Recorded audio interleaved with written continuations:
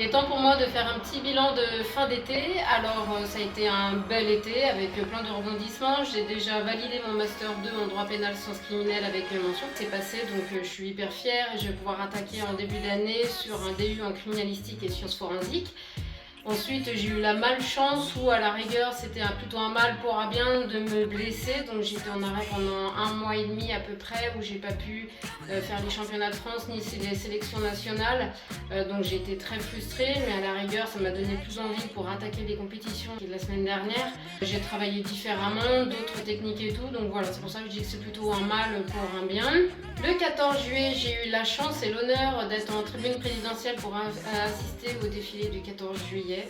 Donc ça a été une expérience extraordinaire où j'étais sous le signe du bataillon de Joinville.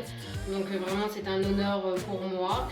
Et pour ce mois d'août, j'étais au championnat d'Europe 10 mètres à Rotterdam.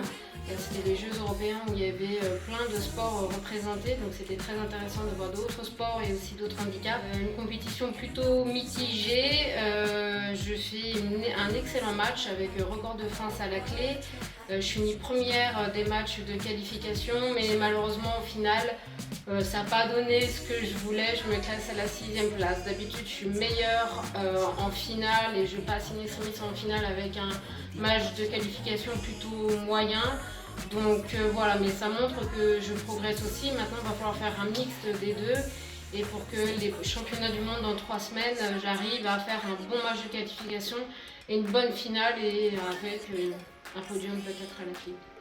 Donc voilà pour cette fin d'été. Et maintenant, direction dans 3 semaines, les championnats du monde au Pérou.